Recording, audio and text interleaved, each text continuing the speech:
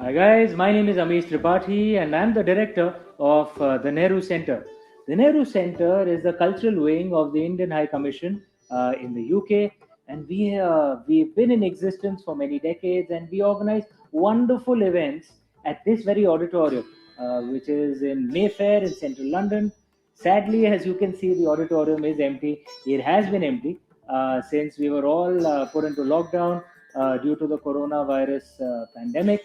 But what we Indians believe is that the other side of a crisis is an opportunity. And what we have done at the Nehru Center is moved all our events online. So now, if you attend our online events, every single seat is a VIP seat. Like you get a front row at our events. No trouble of parking, no trouble of traveling all the way. And most practically all the programs that we would do, like literary discussions and dance performances, musical performances. We are doing them all on our online channels. You can register at for our newsletter at our website nehrucenter.org.uk. You don't need to write them down; they will be displayed at the bottom of the screen. You can also come to our Facebook page, which is a verified page, the Nehru Center. You can follow updates on all our events on Twitter as well, the Nehru Center. That's also a verified account, or you can come to our YouTube channel. Again, the Nehru Center. We are nothing if not consistent. I hope you do and enjoy the events that we're putting up for you. Thank you so much for all your love and support. Namaste. Jai Hind.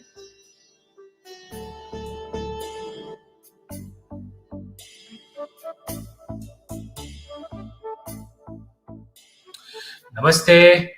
My name is Amish Tripathi and I'm the director of the Nehru Center and Minister Culture at the Indian High Commission in the UK. Thank you so much for joining us on this 21st of June 2021, where we and indeed the entire world is celebrating the International Day of Yoga.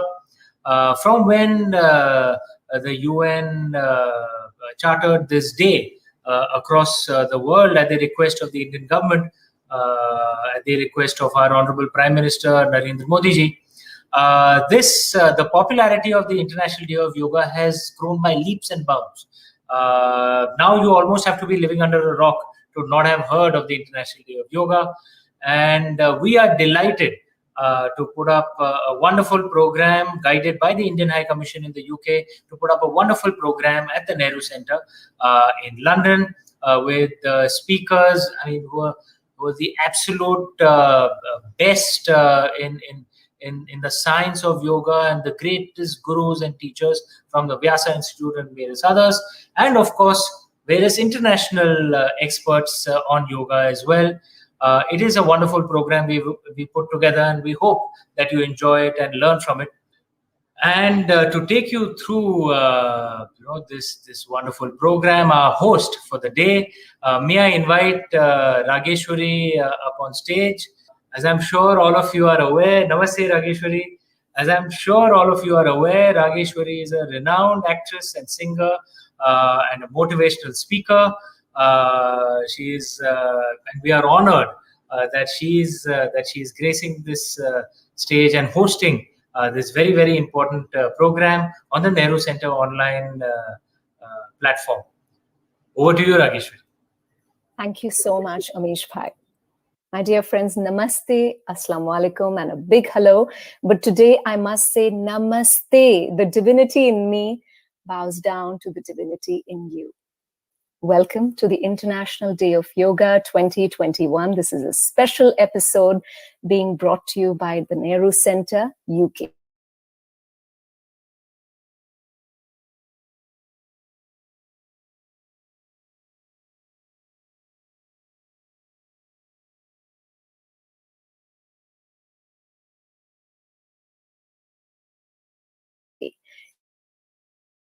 yoga gurus to keep you motivated and excited to get on the mat.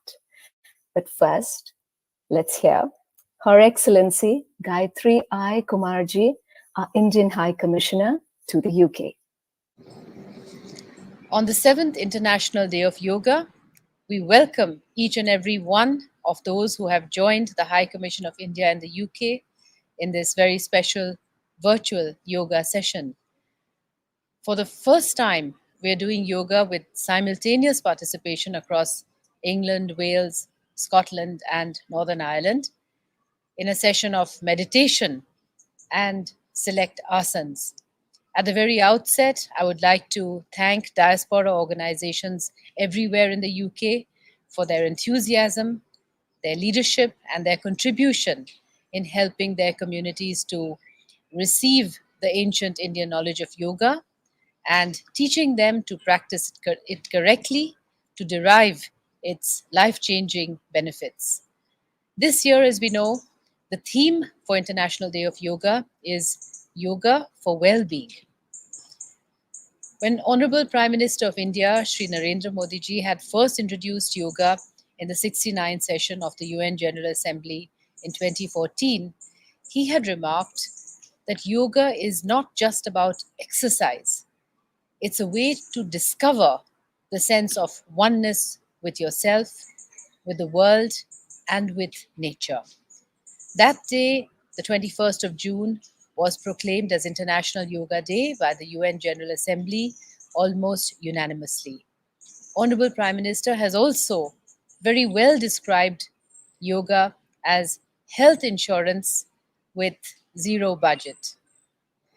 On this day, our attention is especially focused on coping with the pandemic as we find ourselves in confinement and in circumstances that our generation could probably never have imagined. And making yoga a part of our daily lives will no doubt enable us to maintain the best possible balance between mind and body. So I wish all participants, wherever you are in the UK, the very best of health and well-being and a very special International Day of Yoga. Thank you, dear Excellency. My dear friends, now we have for you Padma Shri Dr. H.R. Nagendraji, who's the Chancellor of the Swami Vivekanand Yoga Anusadhana University. H.R. Nagendraji is an Indian mechanical engineer, a yoga therapist par excellence, an academic, a writer, and the founder vice chancellor of the Swami Vivekananda Yoga Anusadhana Samstha, a deemed university located in Bengaluru. He's also our respected Prime Minister Modi ji's yoga guru. I love what Nagendra ji says. The true sign of yoga is someone who keeps smiling. My dear brothers and sisters, I congratulate Brij Kumar Gohare, the Deputy Director of the Nehru Center in London, for taking this program of organizing the international webinar, Yoga and Wellness, changing the face of yoga through innovation and greater public participation. This is being done by the Nehru Center in London. And I had the opportunity 2 years back to be there in the British Parliament and also in the beautiful field where we organized this International Day of Yoga program and also the conference in the Nehru Center. This year, it is a greater opportunity available to us because the difficulty of bringing the people to the field or into the hall is no more there. People in the comfort of their houses can do all these practices. The Ministry of Ayush has developed the wonderful yoga protocol for about 40 minutes, which has to be practiced by largest number of people. Last year in India, the target was 20 crores, and I was told by the self-reported statistics they were able to reach 13 to 14 crores.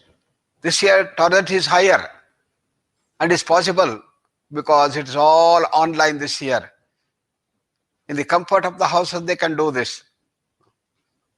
And that's a great opportunity to prevent yoga spreading everywhere and preventing the COVID spread.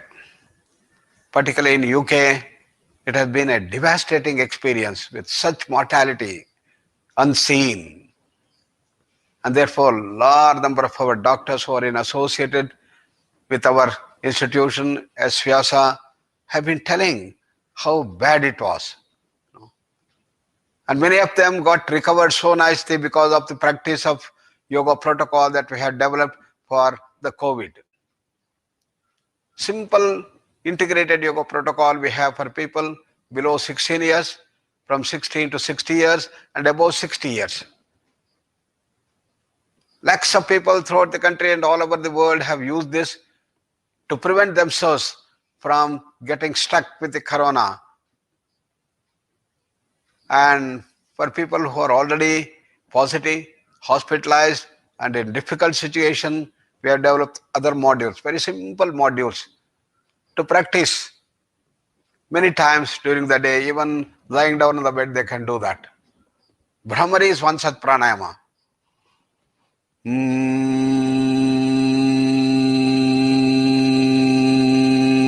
Feeling the vibration throughout the body, you produce that humming sound of a bee. And the latest research, which have been published in a good PubMed journal, says that when you do this Brahmari, there is going to be 15 times increase in the nitric oxide than simple breathing. And this can clear up all the viruses from the nasal tract. So therefore, people should use this in plenty.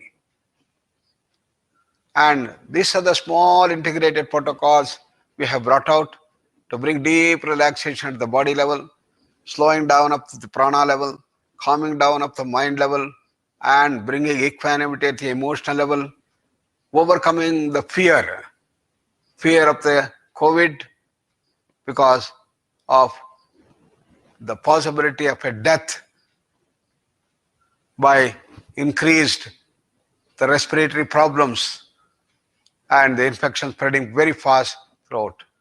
Particularly the second wave has been much stronger than the first.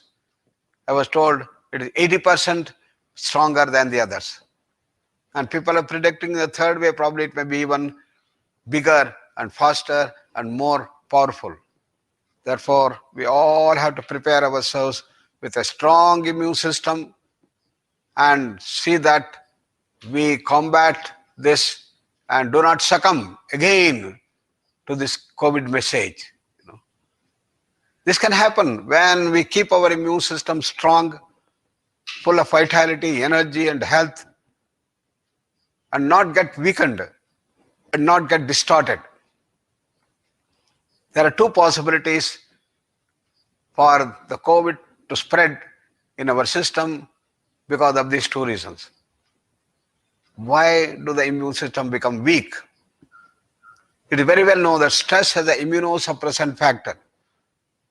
The stress is not merely physical. Stress has the multidimensional component of mental restlessness, emotional upsurges, deep-rooted psychological conflicts, and all these are at the base of stress. Therefore, stress is a multidimensional challenge that we face. And this multidimensional challenge of stress is going to suppress the immune system, and the immune system becomes very weak. Otherwise, we have very strong defense with billions of white blood cells, which in size are 100 times bigger than the corona. The corona is the biggest virus with 0.025 microns. And therefore, we have all the possibility to keep ourselves healthy without getting stuck, getting infected with the coronavirus.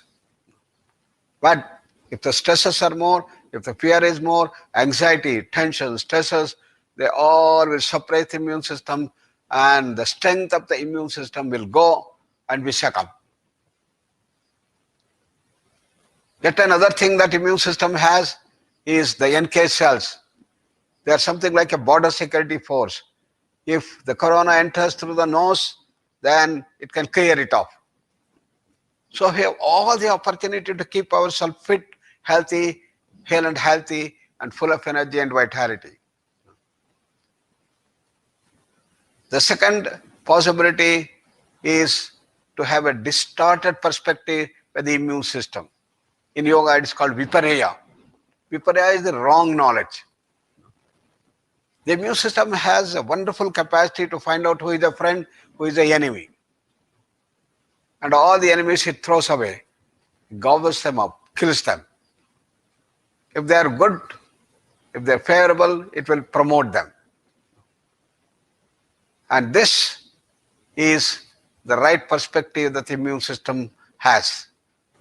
But if there is a distortion, if the mithya comes, if the viparaya comes, then it will start thinking that this corona is my great friend.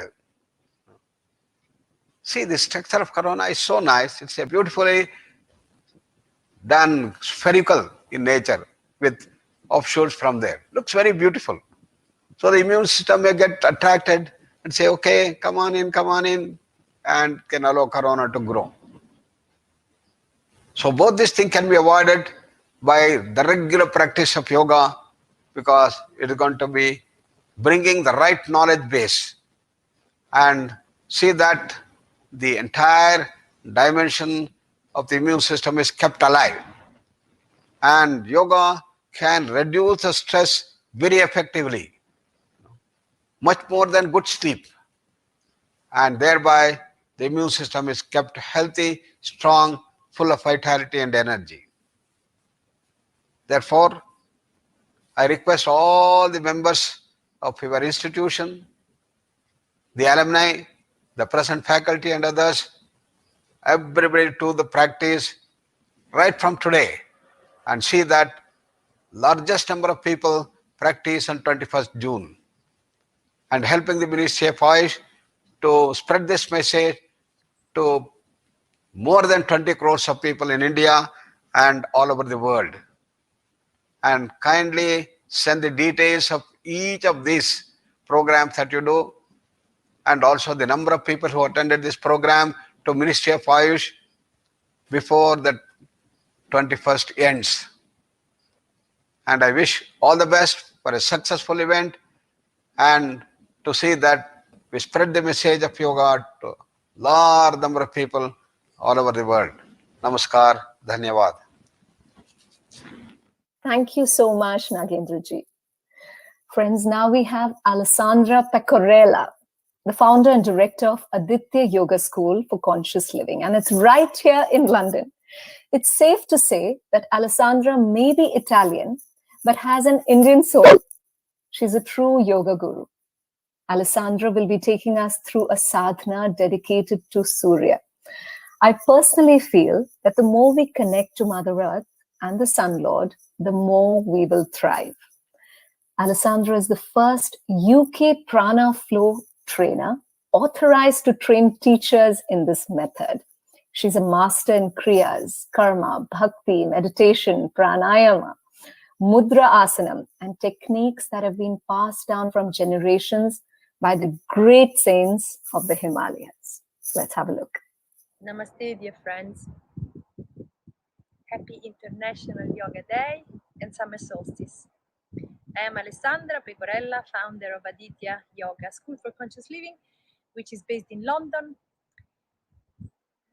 My intention is to share the tradition of yoga and my passion and way of living with as many students as possible.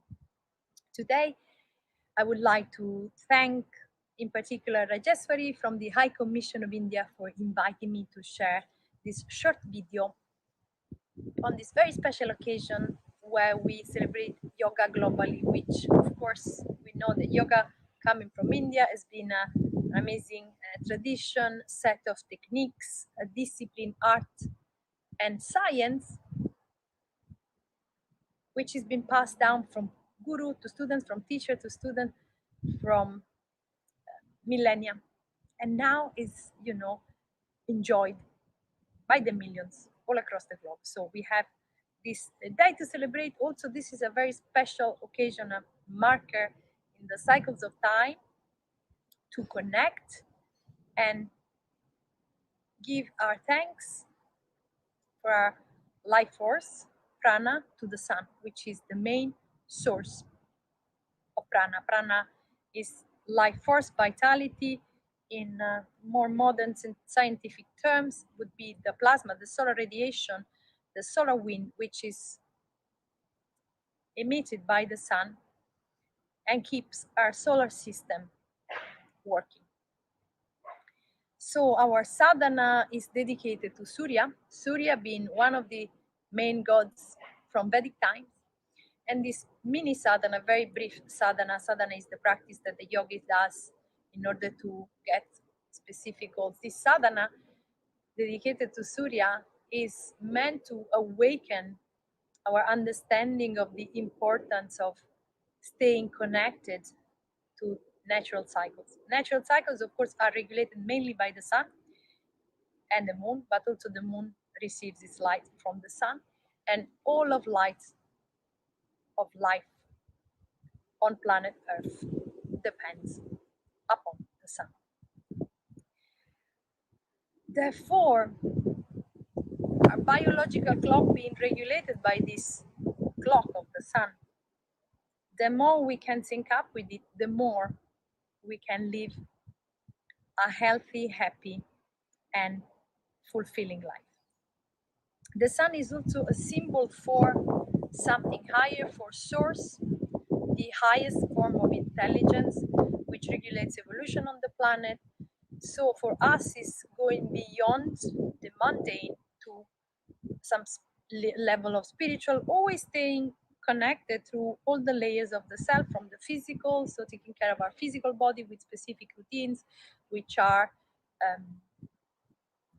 according to the science of life, which is the science of Ayurveda, following again the movement of the sun, knowing where the sun is in the cosmos and the planet Earth spinning around itself and around the sun, knowing where the Earth is in reference to the position of the sun, which comes from, of course, the astronomical knowledge of Jyotish, the science of light, of astronomy and astrology, and the yoga techniques.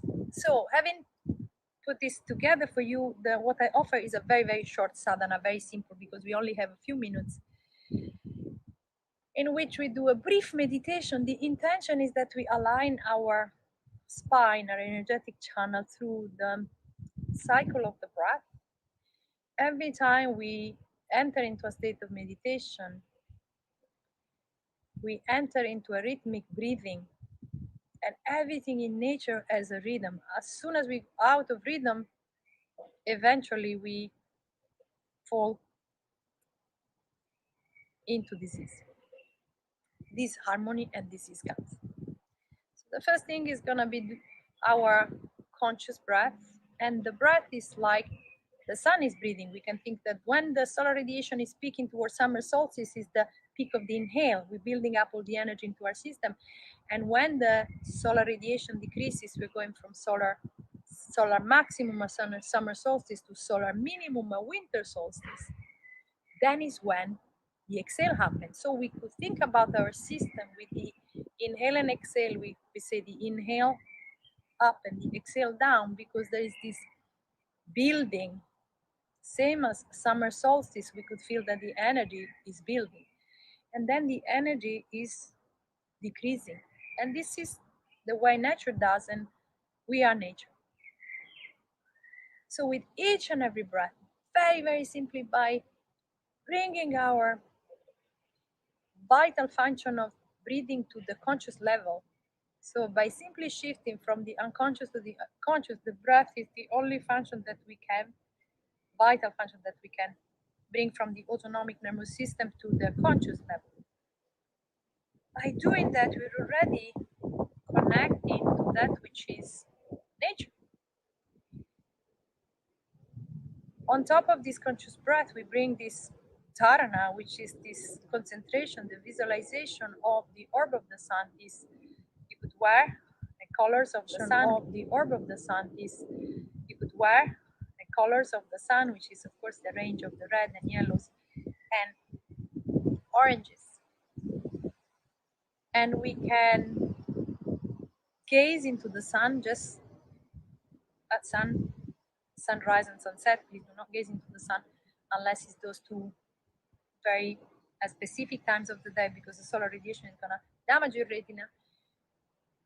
But we can bring that image of the sun within us. We can begin to feel, we can begin to imagine, feel, sense, embody the sun. So we choose a quality of the sun for today with Surya, the aspect of the sun which is awakening our consciousness. We choose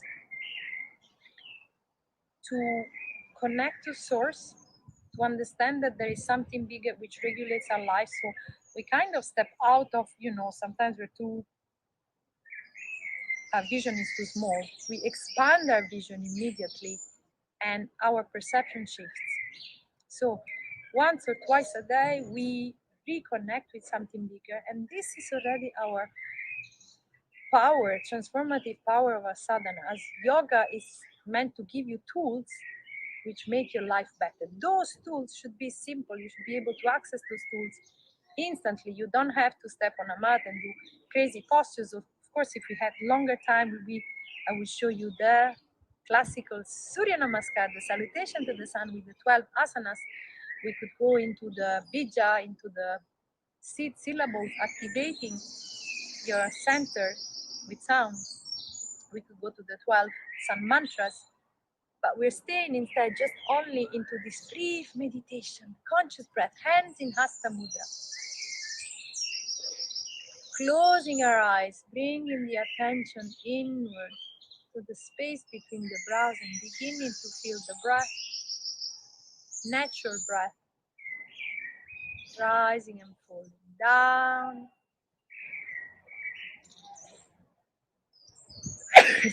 Towards the base of the spine, the exhale, and up towards the top of your head, the crown, the space between the brows, the inhale, and then continue to breathe like that until you become conscious. The more you relax, the more you can become conscious of your spine as an imaginary central channel which is filled with breath, means prana, oxygen, vitality, electricity, light, energy, intelligence, consciousness. That awakening force which guides us, the wisdom. Relaxing the hands into Hasta Mudra, receiving this solar radiation. Sitting in the sun if possible to enhance the benefits, strengthening the immune system with the production of vitamin D, of course. Chant 3 times only, but this is a brief,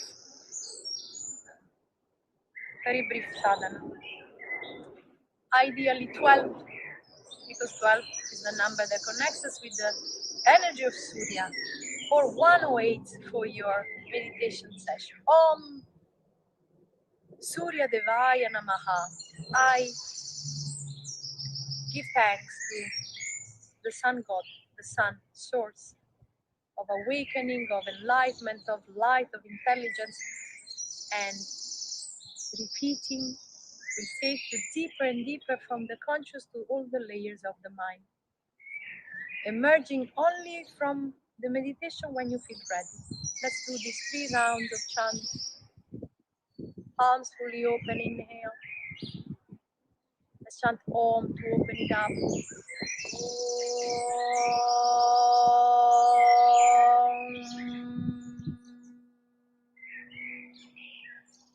And then 3 rounds of Om Surya Devaya Namaha. Om Surya Devaya Namaha. Om Surya Devaya Namaha. Om Surya Devaya Namaha. Bring in the feeling, the visualization, the image of the sun within you. You can feel the sun as warmth of on your skin, as glow, as radiance. You can imagine or understand that the sun within resides in the area of the solar plexus, heart center. Therefore, we're all microcosms which just reflect the macro, the external and the internal mirror each other. So feeling the breath now radiating from this solar plexus as you inhale. Imagine the breath shines in all directions like rays of the sun, and exhale, the breath comes back to the solar plexus. Okay. Therefore, we're all microcosms which just reflect the macro, the external and the internal mirror each other. So feeling the breath now radiating from this solar plexus as you inhale. Imagine the breath shines in all directions like rays of the sun, and exhale, the breath comes back to the solar plexus. Breathing, the whole body begins to breathe, expanding with inhale and releasing, contracting with the exhale. And try and bring this meditation to your daily practice. Begin to embody qualities of the sun. Closing with the hands together to your heart center, to Anjali Mudra, chanting one Om Tri Shantis. Inhaling. Om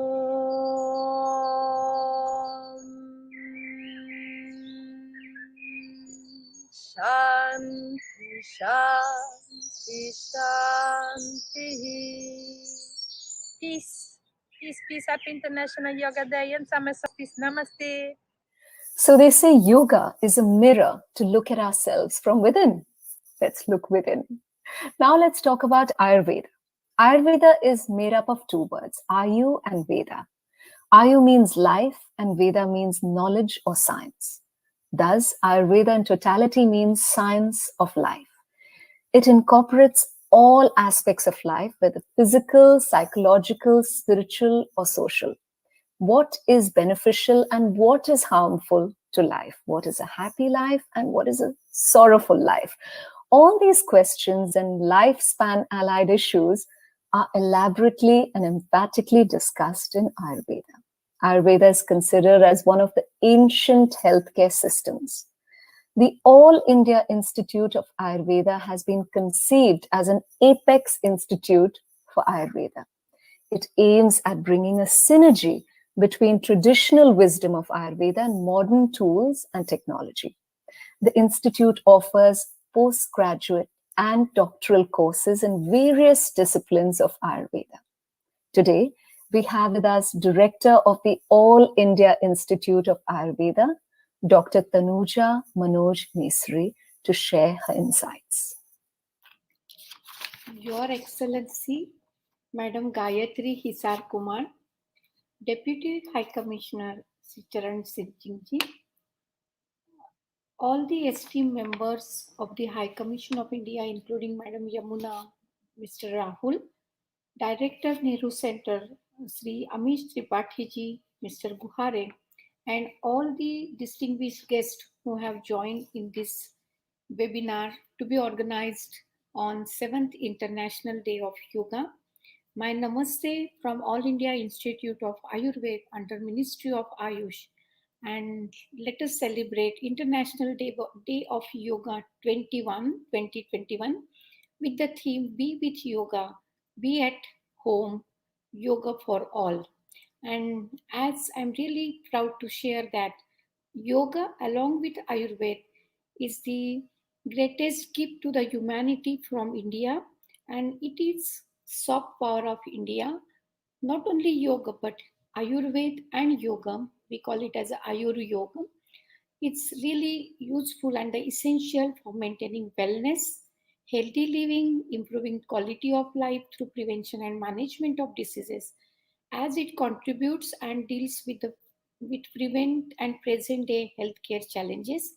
And it is also useful for mental, social, spiritual well-being along with the physical well-being. And in this COVID pandemic, that is the way of living the healthy and happy life, but also it is essential for achieving sustainable development goal, for mm, having the healthy and happy life and um, healthy well-being. And this is the way of living healthy and happy life, and it is imbibed in the culture of Indian subcontinent, and it is the traditional wisdoms, and now supporting with the technology. That's what Ayurveda is trying to develop the evidence to this age-old system as Ayuryoga. And in UK, yoga has also found its way as a nice guideline under management of low backache, lymphedema, obesity, eating disorders, and to promote well-being. So, as Ayurveda is also accepted as a wellness therapy, and in EU directives for traditional herbal medicine, those herbal supplements, dietary supplements, are being used and sold as OTC product and a supplement. And if you look at the growth rate of market improvement in the supplement, it has been increased. The growth has been increased from 9.3% and in 2019 to USD 38 billion by 2027. That itself says that there is a growing popularity for Ayurveda immunomodulators and the supplements from Ayurveda origin along with the yoga. And what's the relevance of using it again, especially in this challenging time, testing time, COVID era, COVID pandemic, as we see that even though 78% of the UK population has taken the first dose, 55% have taken the second dose, but in spite of that, the number is again increasing, and UK is witnessing almost the third wave. And the recent research outline says that there is prevalence of depression, anxiety, and insomnia. All these mental health related issues, along with the symptoms of the COVID-19 pandemic, uh, and that really alarms everyone to find out for the measures which will keep the mental health at a balance. And the answer is yoga along with the Ayurveda. And if you look at the mortality rate in India and also in UK, no doubt the number of cases are far, far more in India.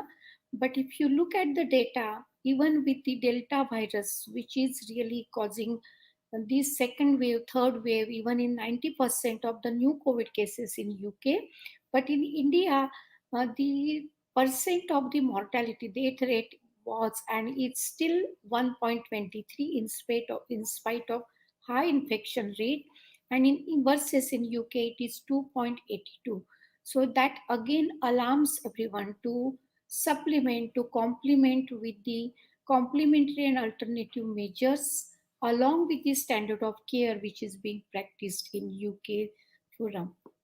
And Ayur Yoga, which is a science and the knowledge system of healthy, happy, and harmonious life. Yoga is for the spiritual and mental health, and Ayurveda is for the physical health. And both the science having the same objective as a prevention, promotion, personalized, predictory, and participatory medicine. It brings everyone from illness to wellness, and the journey ends at giving the happiness, true happiness, and that's the true sense of harmony, and it's the holistic approach of the health. And that's why Ayurveda and yoga they are the two sides of the single coin because both has the same aim and objective to maintain the health of healthy individual and heal the diseases of the sick.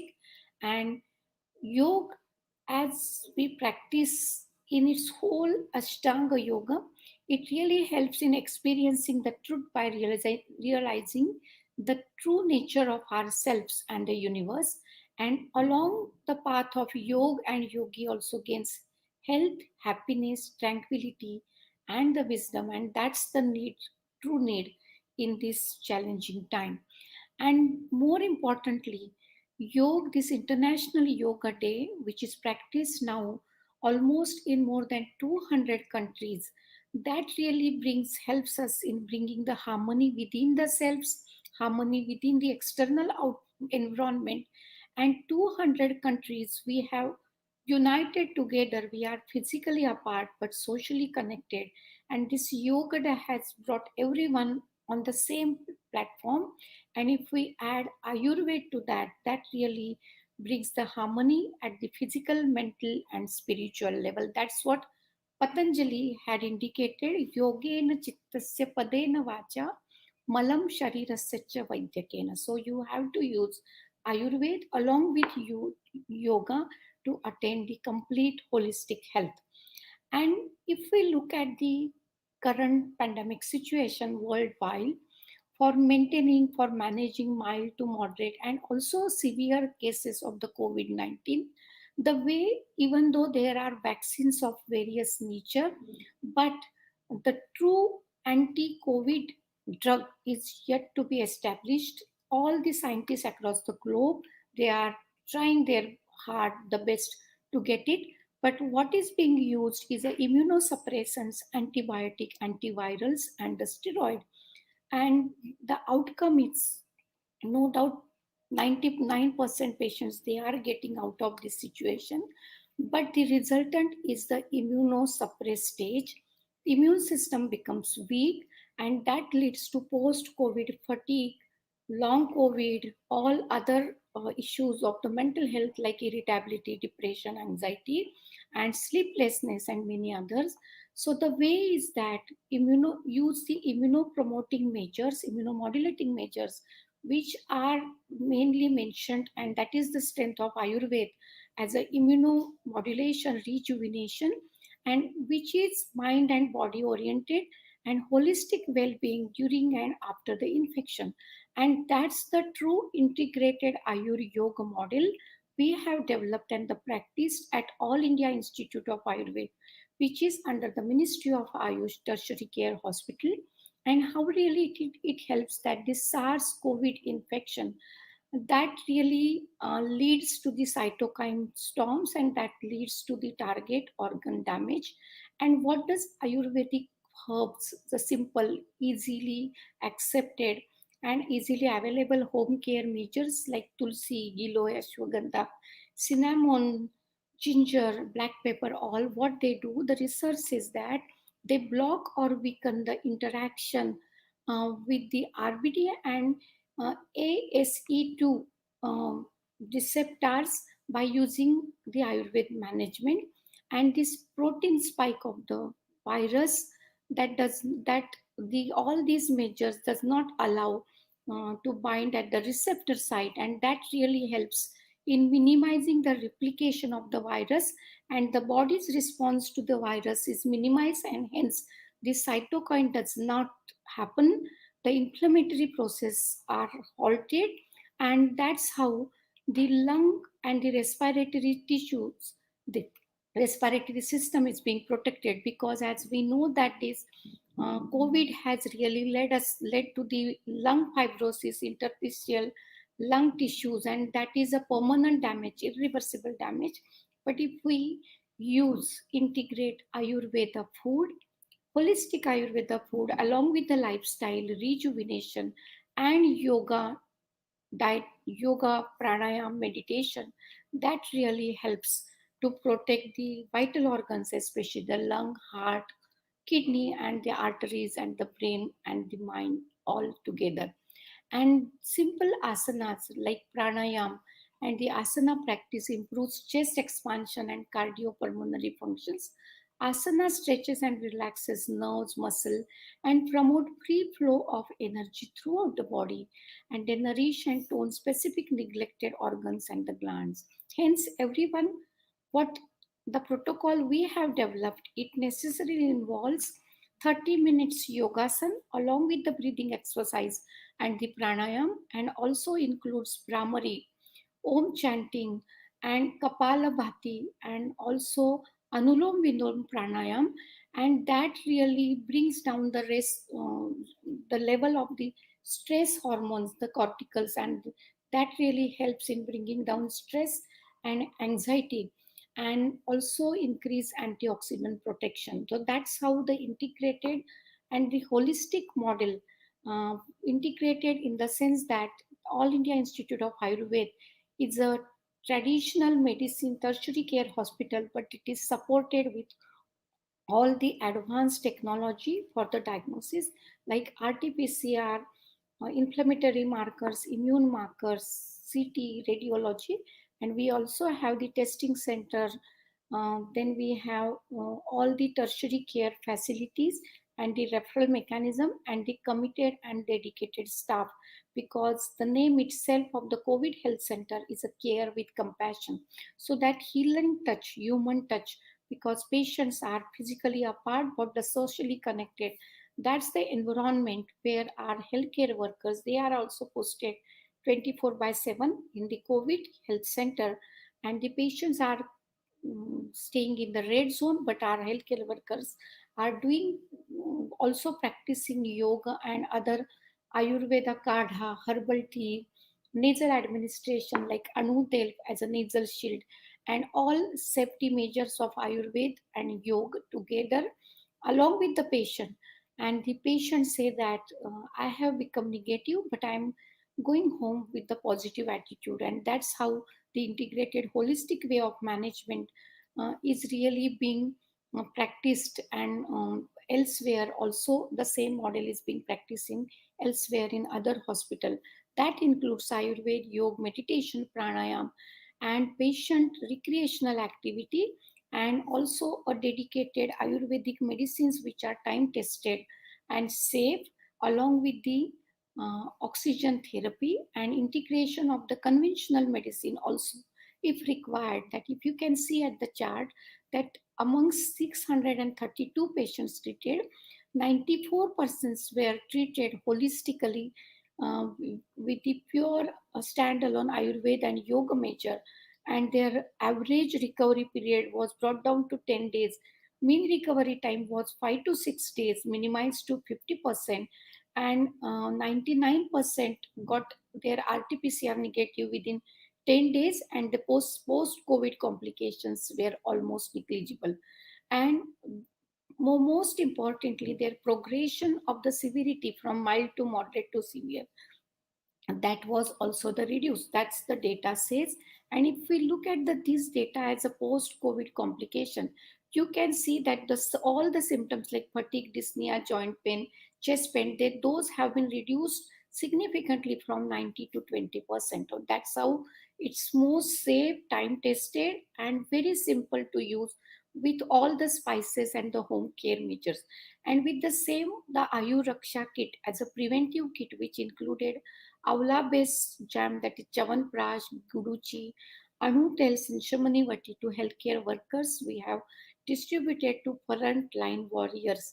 More than 240,000 kits we have distributed, and their immune status have been captured by immune status questionnaire also, and the Google form. And what is important is that the trend line has come down significantly as compared to other metro cities, and their mortality rate has also significantly come down. And that's how this is the way of complementing with the safe Ayurveda immunomodulatory measures along with yoga, so that the infection rate is minimized and the mortality is also minimized.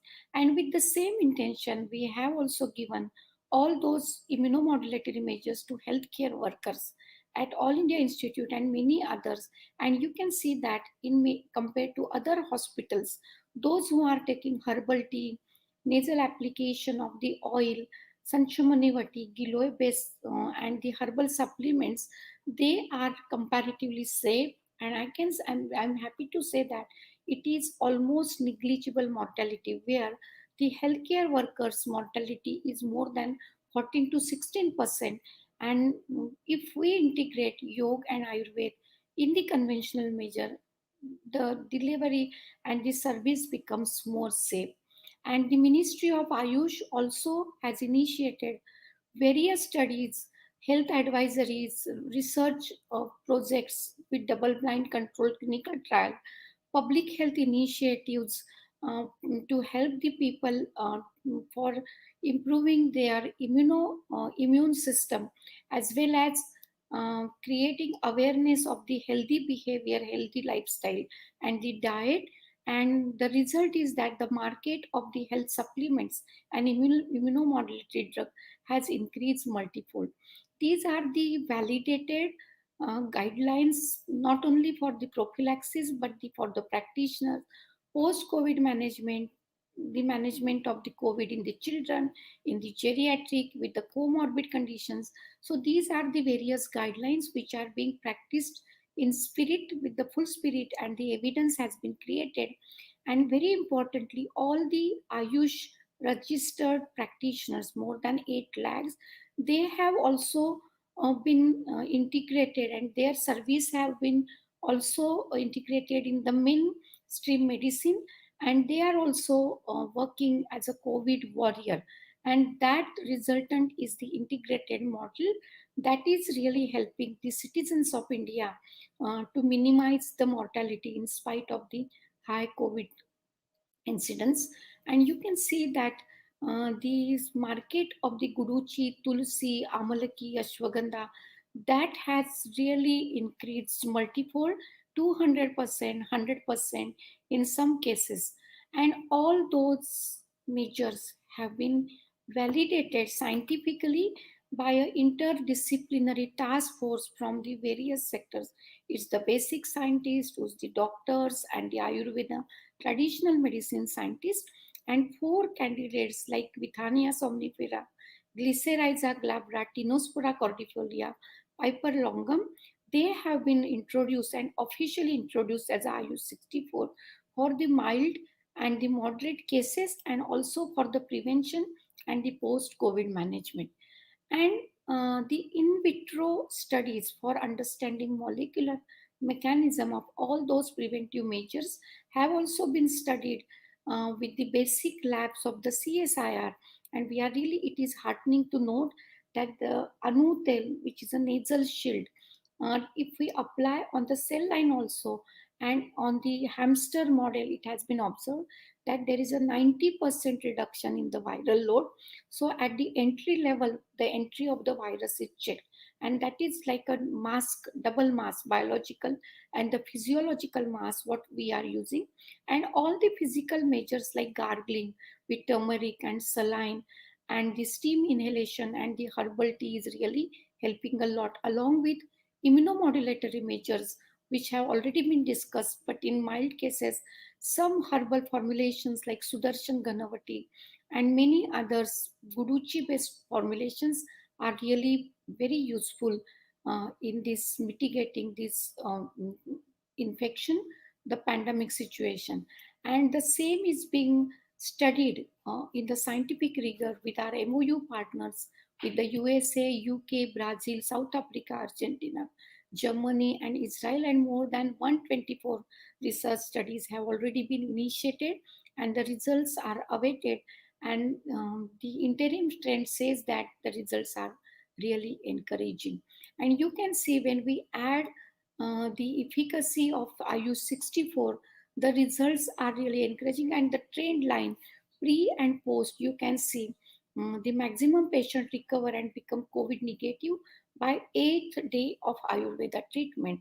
And in silico also, the same has been initiated and approved, observed, and the clinical recovery was observed in all the symptomatic patients within fifth day of Ayurveda intervention. That's why we appeal that along with yoga, use Ayurveda simple measures which are safe and also effective.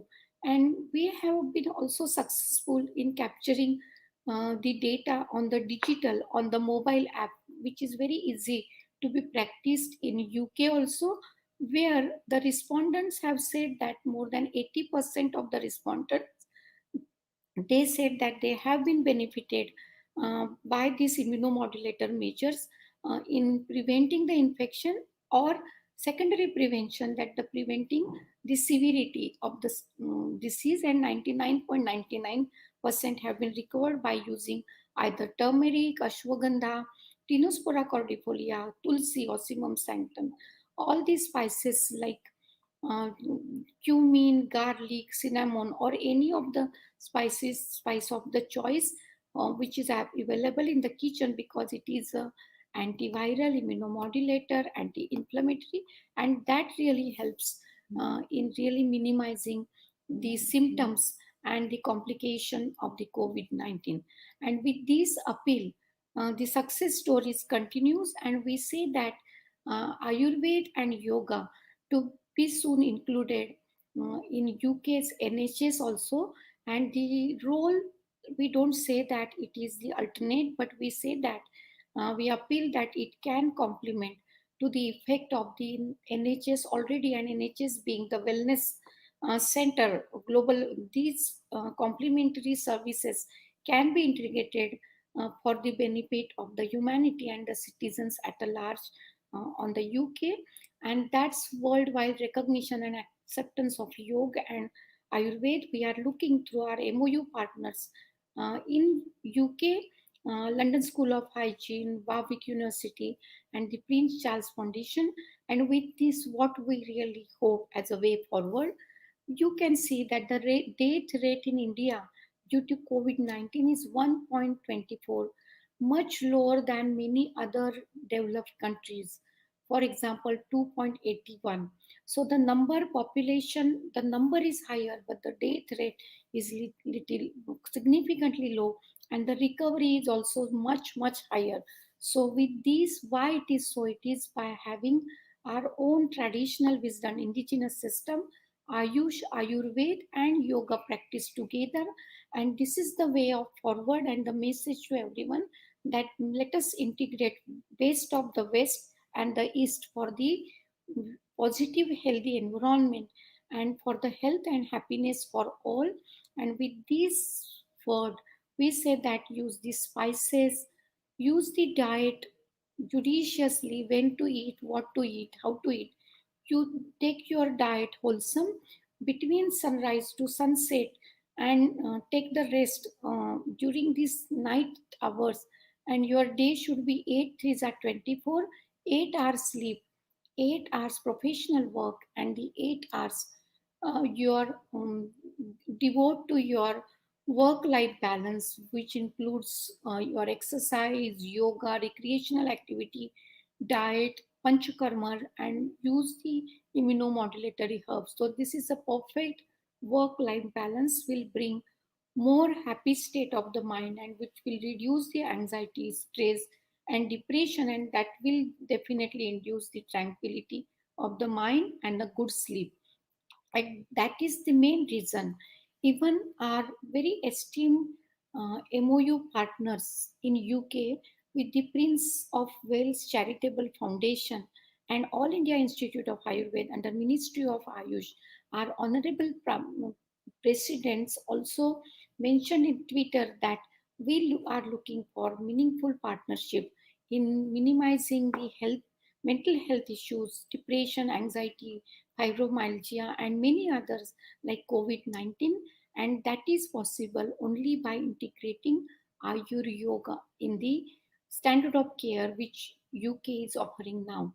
So what is the message is, use COVID appropriate behavior like mask, sanitization, and physical distance, but also adopt AYURYOGA appropriate behavior.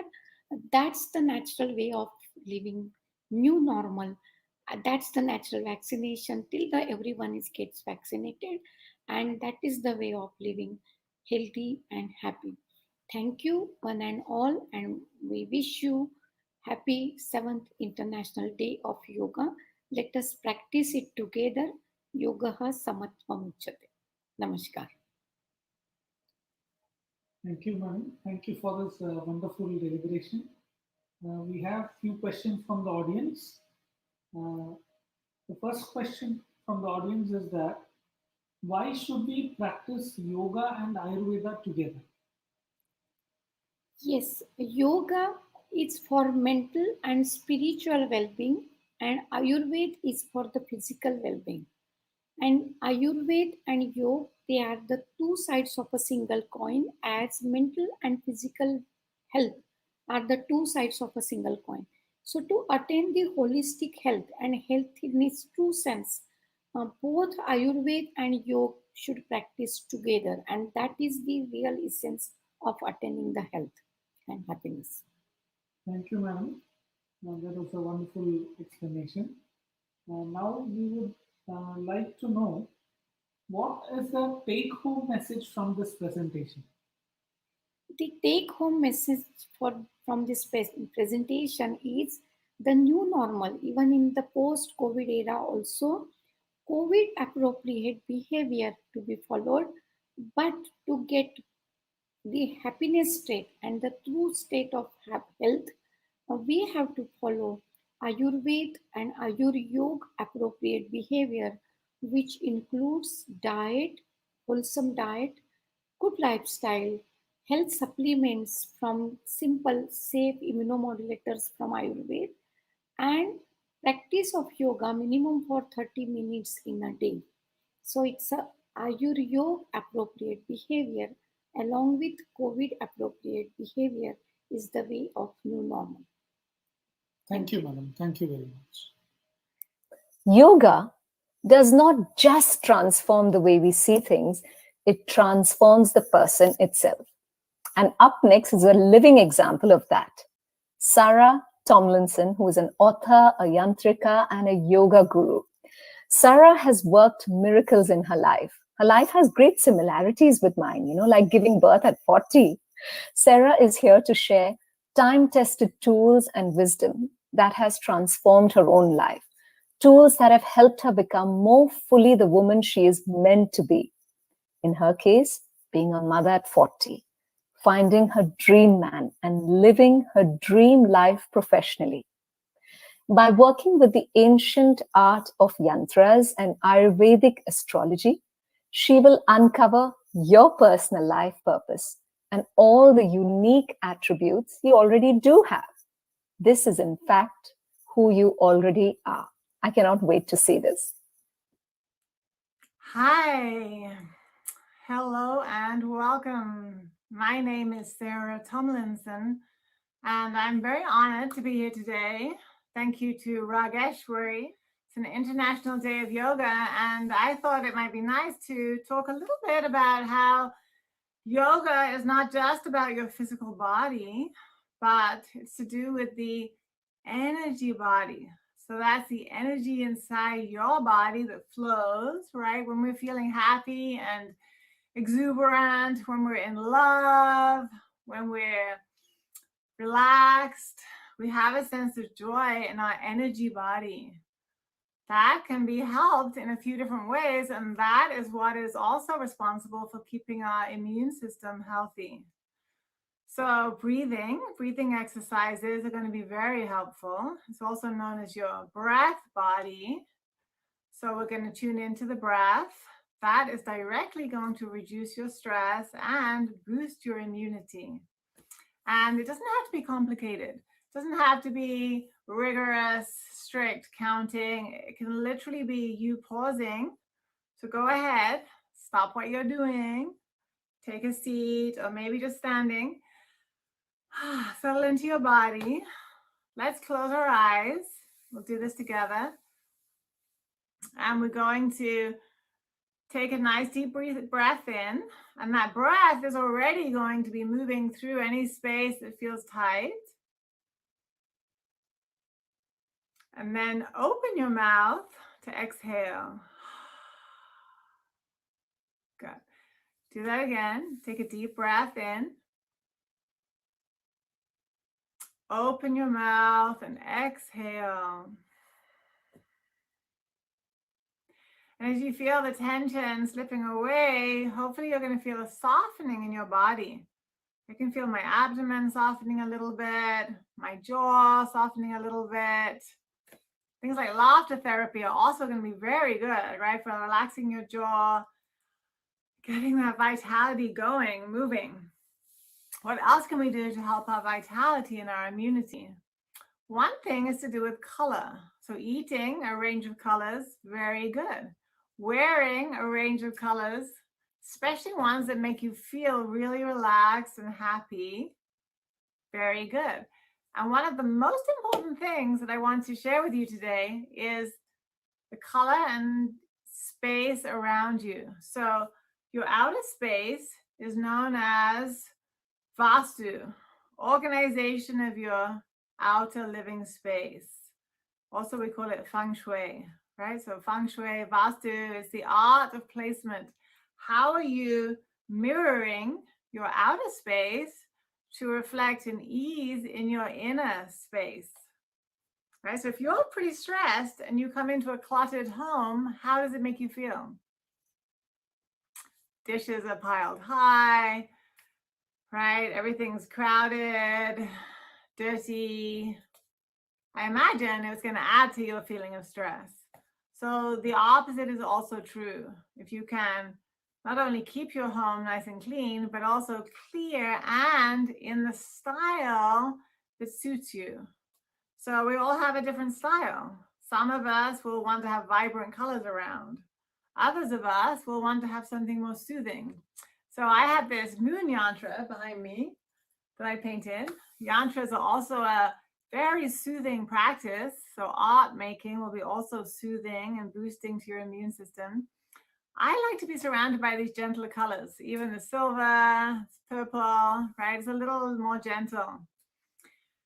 It's very important that you create a soothing living space for you, something that makes you feel a wave of stress has left your body. So creating a nice, harmonious, open flowing living space, doing your breathing, mindful breathing, keeping a positive attitude, and then doing things that are creative. These things are all really going to help, as well as the practice of Hatha Yoga.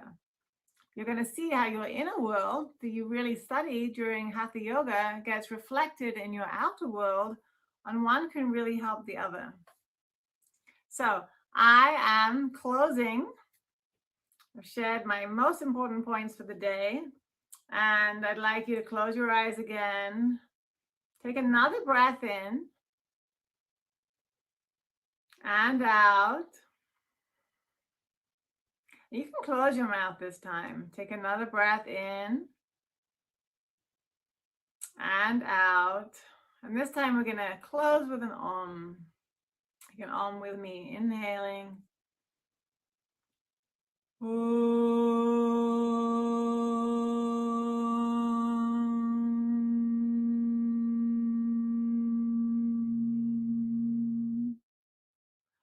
Special thanks again to Rageshwari and the High Commission of India for inviting me to participate in your day.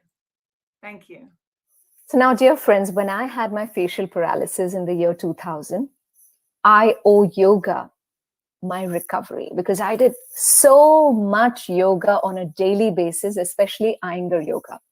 So my little one, Samaya, who's just 5 years old, does yoga with me. Whenever I recommend it to the youth, to the youngsters, they're like, yoga, no, I'd rather go to the gym. Now, interestingly, research says that when you just work out, it's all about impressing people. Yoga is very different, because yoga is like a work in. So you work for your internals, your internal world. You work for your peace of mind. How interesting, isn't it? So I want to recommend yoga to the youth. Let's hear this. Namaste and pranams from Italy. I would like to thank the Nehru Center in London, and especially Her Excellency, Mrs. Gayatri Kumar and Dr. Anish Tripathi for the kind invitation. And my pranam and respects to Dr. Nagendra Guruji and to all the distinguished guests. It is such a pleasure and an honor for me to be among you and celebrate the International Yoga Day. It makes me also remember a very pleasant souvenir because I was in London 2 years ago celebrating the International Yoga Day when I received the announcement of the Prime Minister Award. And after the announcement in India, London has been the first official announcement that has been done. So I would like once again to thank you. It is interesting to notice that the ancient science of yoga, the ancient wisdom of yoga, seems sometimes to be extremely adaptable to the new challenges of the modern life and modern society. In this situation of pandemic, which is absolutely unusual and unexpected, we find that yoga have done a primary role in balancing some challenges, some situation dramatic sometimes. It has been useful as a prevention, also for recovering health, but especially in mental health. And the more vulnerable in society are, apart from the elders, the young people. So the pandemic has increased some fragilities and disorder, especially in young people, and also create new challenges to overcome in society and in education as well. In European society, educators, psychologists, and sociologists have highlighted a number of problems in youth population, particularly among adolescents, which are increasing even in very young age.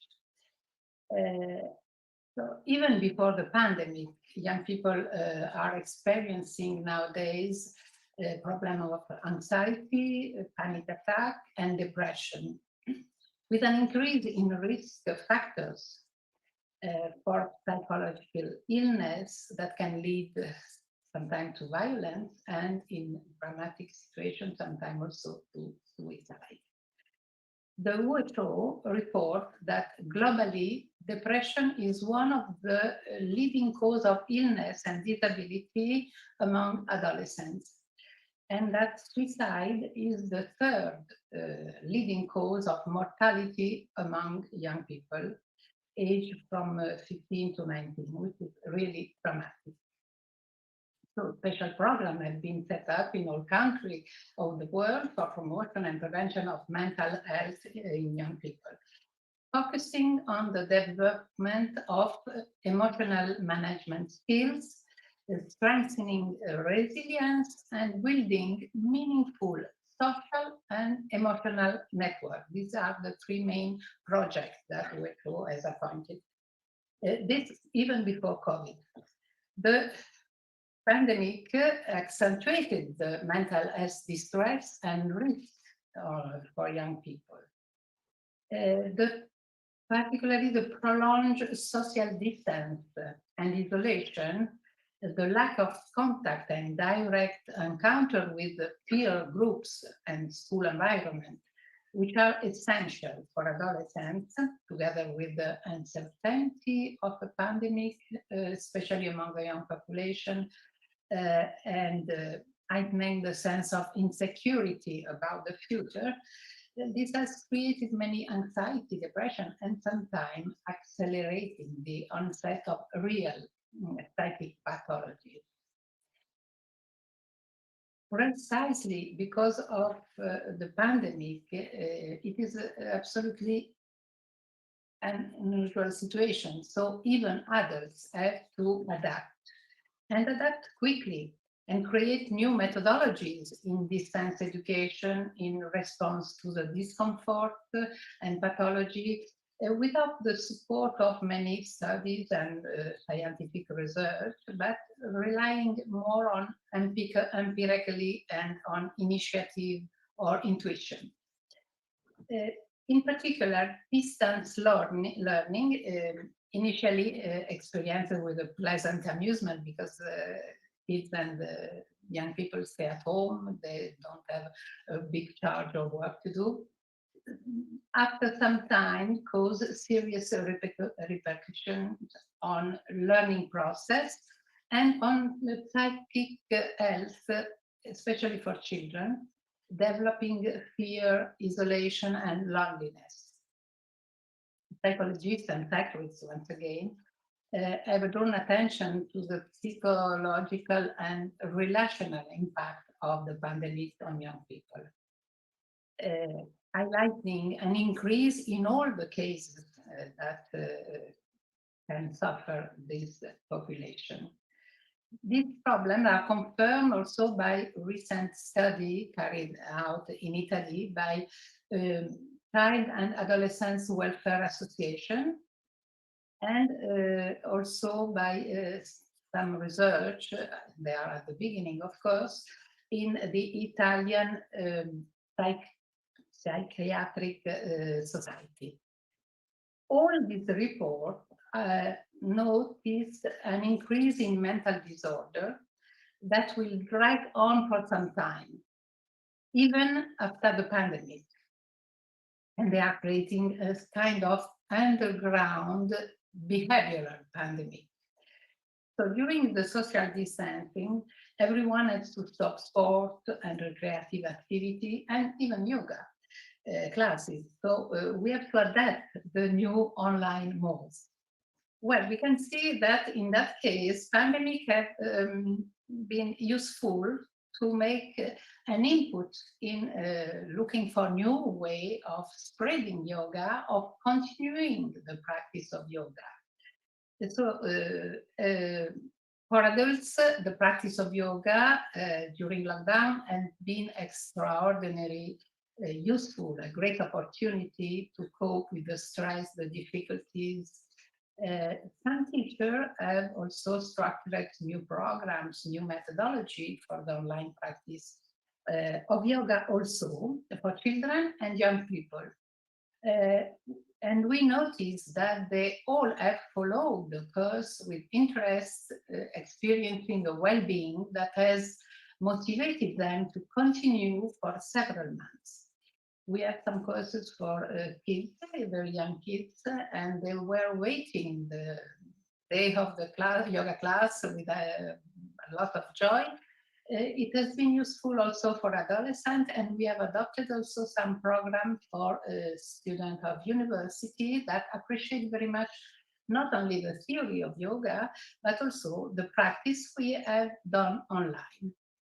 It is amazing, once again, to see how the ancient science of yoga proves to be always up to date and to respond precisely to the needs of modern life and especially its challenges.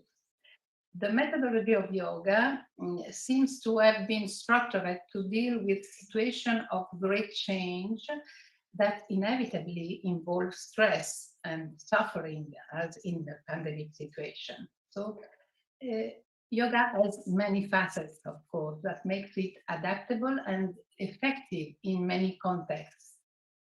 In a pandemic situation that requires adaptability on social, behavioral, emotional level, asana, for example, in addition to their numerous physical and psychological benefits, are also a real adaptation training tool. This is the way we explain also to the young people and to adults and educators too, how yoga can work in some difficult situation. We explain that exactly the asana, when the body takes different form, it's like if we shape the body, if we like matrices, and this kind of shape of the body structure also the mind, who can have multiform and adaptable responses. In modern psychology, it's what we call resilience. The central way also of assuming and maintaining a yoga posture develop a non-violent attitude, ahimsa, which will also express in relationship with others and also with oneself. So it is very useful in balancing fear, and very often fear leads to aggressiveness. With pranayama techniques, we can say in the same way, changing breathing pattern is an effective method of controlling the emotional state that condition the psyche and are at the same time reflected in the breath itself. The voluntary and conscious control of breathing counteract the deepest unconscious fear that every human being, I would say every living being experiences, that is abhinivesha, the fear of death, that never before nowadays has echoed in communication, in family atmosphere, and has crept in among young people. When, with even this very basic tool of yoga, young people experience calm, relaxation, and well-being, but they experience also their ability, their own ability to self-manage discomfort, which is very important. And the kind of malaise develops a great autonomy and self-confidence that is indispensable for overcoming any kind of anxieties, fears, and the uncertainty in the future as well. So using natural methods, yoga helps to create and consolidate a psychophysiological balance, even in a very difficult situation. It teaches a pattern of behavior learned without any difficulty. For example, in asana, it can be amusing for the kids, in breath control, in the relaxation, in the management of emotion that counteract very effectively stress, anxiety, insecurity, loneliness, fear of death, and that heavily condition the personality of children, of course, and young people in a period of growth when they are structuring their personality. So there are still not many studies on the effect of yoga in pandemic among young people, but we can say that at least the experience on the field, empirically, the practice of yoga has proved to be a great support and help, not only to overcome discomfort of the pandemic, but also to prevent its long-term effects that, according to psychologists and educators, seems to be inevitable. So thank you so much for your attention, and once again, good International Yoga Day and celebration of Yoga Day. Thank you. It's amazing to see how yoga has taken over the world. 20 years back, when I would say my body is a temple, people will say, is something wrong with her? But now, thanks to our beloved Prime Minister Modi ji, everybody loves yoga. Up next is Dr. Raghuramji. After completing his Bachelor of Civil Engineering from the Regional Engineering College of Bhopal, now Maulana Azad National Institute of Technology, in 1970, Raghuramji worked as an engineer in various departments until 1998, when he resigned his job to devote more time in the service of yoga and Indian philosophy. In 1978, he took training in Kanyakumari and started his association with the Vivekananda Kendra. And since 1980, he's associated with the Vivekananda Kendra Yoga Anusadhana Samsthan. Raghuramji is a yoga guru in a league of his own. He's also the chairman of the Yoga Bharati movement, and it will be enlightening to hear his words. Namaste. Greetings from Swami Vivekananda Yoga Anusandhan Samsthan, Yasyasa University, Bangalore. To all the listeners of this program on International Day of Yoga. India has given in the recent times many contributions to the world in the area of, when we think of knowledge, the technology, particularly software engineers, medical doctors, lawyers, and also accountants. They're all over the world. Apart from these things, in the recent times, that the most important knowledge, a different knowledge, unique one, which has come from several thousands of years, more than 10,000 years in this culture. That's what is knowledge about yoga. 50 years ago, not many people in the world knew about yoga. But then in the last 20 years, almost all over the world, people are practicing yoga, irrespective of caste, creed, the language, or the political affinity, whatever it is there, you can find yoga being practiced all over the world. Because basically that they found out its usefulness for the growth of them individuals. Particularly in India, that we have done so much of research and application of yoga, though this whole philosophy of yoga is almost like 10,000 years old. So much of literature that is there, so many ideas that are there. Only thing is that we have not put them into the scientific research parlors. Whereas in the recent times, we have done so much.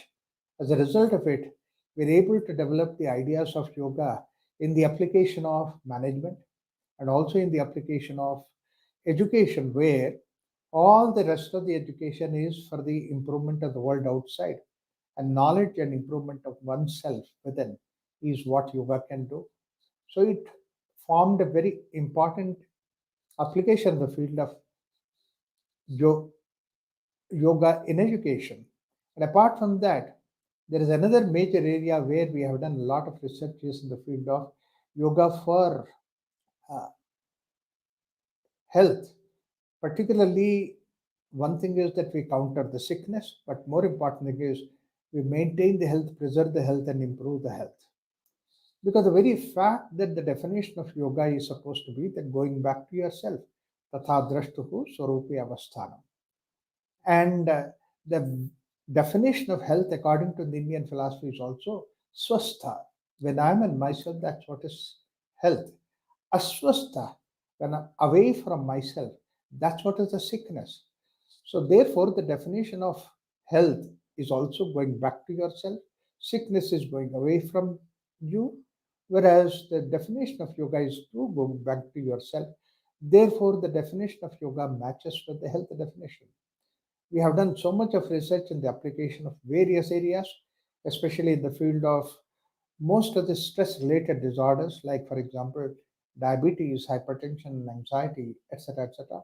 Of all these things, the amount of work that we have done on diabetes the last 2 years has been published in the case of most Apex Diabetic Research Center, Diabetic Center, that's what is American Diabetic Association. Not only that, they have adjudged the work that we have done as the best of the works. When all these things are there, naturally that yoga finds its way as something which is a beautiful health support system for the sake of people who are suffering from COVID pandemic. Particularly these days, the whole world is crippled with the help of this pandemic in various ways. And one way is the sickness itself. And second thing is that because of this COVID, the respiratory functions fail. And third is not only the COVID, but post-COVID complications can develop heart diseases. More important thing is people are isolated, confined at home. Economically, they are disturbed. Therefore, that there is a lot of stress. There is a lot of panic situation, anxiety situations in everybody. It is necessary that we cope up with all these things. And naturally, yoga comes as a view to really take care of it. In fact, we know that historically that when Arjuna was giving up his activity in the battlefield, it was at that time Krishna gave him the ideas of yoga, making him proactive. The same way today, man with all these conditions that are there, he can become proactive and then start working with that. One of the most important world views of yoga is that all these situations that are there, they are not taken as situation of anxiety. We take it as that these are the conditions that are there, of how we adapt ourselves with these conditions. Today we have so much of time to practice this yoga. When we say yoga, we have to understand yoga from the holistic point of view. The Western world, modern science looked at human being at the physical body, at best at the psychological personality, mental personality. That's what is psychosomatic. Whereas way back Indian philosophy looked at human being at five personality level, Panchakosha. Grossest level where the physical body, and then subtler than that is we have prana, mind, intellect, emotion, and a deep inside that we are the bliss personality. When you look at it at the physical body level, tension is the way that we go away from our nature. Yoga helps us to relax. Similarly, at the prana level, at the inner life force, vital energy level, speed and irregularity is the way that we go away from our nature. And whereas the definition of practice of pranayama is to go back to our nature in the form of slowness and making it rhythmic. Particularly during this pandemic time, it's very much necessary that people practice this practice of pranayama and then deep relaxation techniques to see that how they can work with them to get back to their own nature. At the mind level, your anxiety levels, and then irritability, confinement, panic situation, these are all the problems that are really bothering us, particularly during this period of time. And this is where various meditation techniques in the form of calming down the mind are very, very useful, important. In fact, if you look into the world today, that there are several schools who have developed all these techniques of yoga, pranayama, meditation, all that. Any technique is fine, any school is fine, as long as that you are the litmus. That means to say, is it really helping you to calm down your mind? The technique is good for you. Not because that so many people practice that, that should be great technique. Don't have to worry about it. If it is helping you, you take it. Similarly, techniques of pranayama. It's supposed to really calm down, slow down your inside. Whatever that helps you to do that, that practice that you can adapt. This way today, world over, that you can see that how many different practices of yoga, how many different schools of yoga are developed. Beyond all the diversities that are there in this world, we have really adapted this yoga. So therefore, our idea is to see that this is a beautiful opportunity, that one of the important things about yoga is that yoga is a celebration. Yoga is something which we take it in a harmonious, calm way. And that's what is the definition of yoga. In fact, International Day of Yoga adapted their slogan, these three important points. One is the health, and second thing is harmony, and third is supposed to be the joy, peace, happiness. All these three things are the essential part of this yoga. So let's try to adapt this particular practice of yoga, whether it is in the field of education or whether it is in the field of health or management. When we have proven technique called as yoga, we can definitely adapt these things in the International Day of Yoga. Especially, I have been traveling various parts of the world, more than 60 countries that I traveled. And I found out that year after year, people are more and more joining the practicing of the International Day of Yoga. At this point of time, one of the major reputed countries in the world, and that's what is the Britain, and particularly in Britain and London, the Nehru Center, which is supposed to be the center for our cultural values from this particular land, doing this International Day of Yoga is something which is very important. And we are really honored to be part of that International Yoga Center, International Yoga Day practice under the Nehru Center. This is something which is unique. But let us start on this particular day of International Day of Yoga. This program, the celebration, but let also take a oath that let us make this yoga as a part of our life. That was the vision of our sages, our saints, many years ago, that they have given us this such a great science. Thankful to them. And actually, that because that we have taken up and we are doing this thing, we are definitely doing much better, particularly during this time in the name of religion, in the name of God, spirituality. World is seeing so many different violences, and then people are killing people. In this condition, something which can really bring in that harmony without damaging the pride and greatness of each individual, each religion, each philosophy, will be able to bring people together with the help of yoga.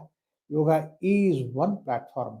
Not only it helps at the individual health, but also the family health, and much more important thing is the global health. So that's why Swami Vivekananda Yoga University and also Yes Vyasa University and Vayu University and also Yoga Bharati, all these organizations collectively, we wish you all a very best on this International Day of Yoga. Namaste. Up next, we have Atmarpit Nimiji from the Srimad Ramchandra Mission, Dharampur. He is a beacon of love and peace. He undertook Atmarpit Diksha in 2008 and was the first Atmarpit to be blessed with the title of G, signifying the undertaking of additional vows. An engineer by education, and today he leads the public relations department amongst several other critical aspects of the mission. His spiritual transformation is an inspiration to everyone. Atmarpit Nemiji's sessions interactively and humorously exude love, peace, and joy, along with personal anecdotes brimming with gratitude. Well, we are grateful to have him with us. My salutations to Param Kripaludev Srimad Rajchandra Ji. My salutations to my living master, Puja Gurudev Shri. And my humble greetings to every member of the esteemed High Commission of India in London. As collective seekers of peace and harmony in the world, it's an incredible feeling to see you, the representatives of India, reviving the authenticity of our age-old yogic culture. People often perceive yoga as an exercise on the mat, a matter of physical flexibility. But in essence, yoga is an art, a science, a philosophy, and a spiritual technology. For me, this remarkable perspective is a gift of my revolutionary master, Puja Gurudev Sri Rakesh Ji, who founded SRMD Yoga with a deep insight into the tradition and a keen foresight for the global need. Decoding these multiple dimensions of yoga, he constantly guides our trainers by reaffirming how yoga goes beyond the bending of our bodies, how it is not only outer flexibility, but also inner flexibility and straightening of the mind. It is about internal resilience. Some may think that yoga is for those who are fit or simply want to be fit. Fitness is only the byproduct. You could get fit by hitting the gym, playing a sport, or running the track every day. But with yoga, there also comes clarity, peace, and focus. Especially in the environment we are thriving in today, where our youth is grappling with anxiety, scrolling away for immediate gratification, and making self-esteem a reflection of their life on screens. No matter where you are in the world, no matter how skilled or new you are to yoga, or where you stand on your yoga journey, whether you are a student, professional, or a homemaker, yoga is for you. SRMD Yoga takes yoga beyond asanas. We have been able to manifest this creative approach to yoga while retaining its essence, enabling one to maintain the state of equilibrium through mindfulness in daily activities. When yoga becomes personal, it becomes a part of life. And as a global movement, we strongly believe that opening up of our mind and overcoming physical differences is the progress our world needs today. And yoga is the door to attain this.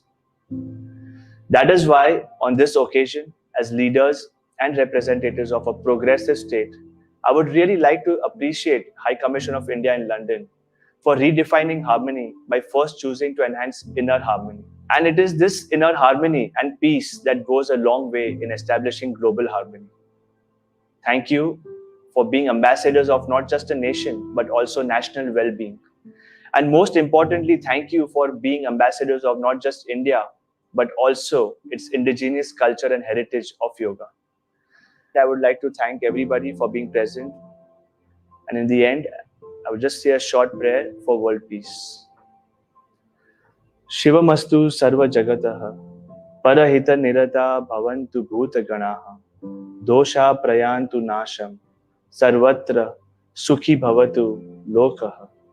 Om Shanti, Shanti, Shanti. How inspiring. Ladies and gentlemen and little ones, thank you for streaming into our special event, the International Day of Yoga 2021, brought to you by the Nehru Center, UK. Be with yoga, be at home, yoga for all.